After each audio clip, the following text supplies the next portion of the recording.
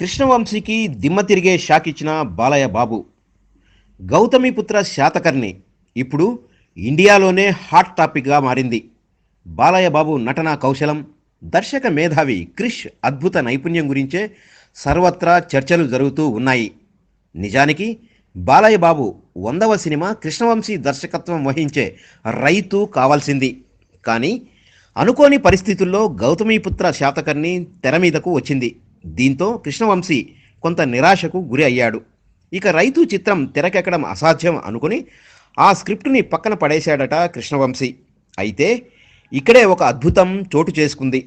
ఊహించని రీతిలో నటసింహం బాలయ్య బాబు నుంచి కృష్ణవంశీకి పిలుపు వచ్చిందట.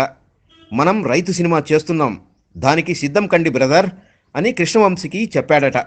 దాంతో దిమ్మ తిరిగి షాక్ అయ్యాడట కృష్ణవంశీ. ఆనందంతో తబ్బిబ్బయి బాలయ్య బాబుకి కృతజ్ఞతలు చెప్పి పక్కన పడేసిన రైతు స్క్రిప్ట్ దుమ్ము దులిపే పనిలో పడ్డాడట Krishna Vamsi. All the best Krishna Vamsi. మరిన్ని ఇంట్రెస్టింగ్ అప్డేట్స్ కోసం ప్లీజ్ సబ్స్క్రైబ్ టీవీ9 ఫోకస్.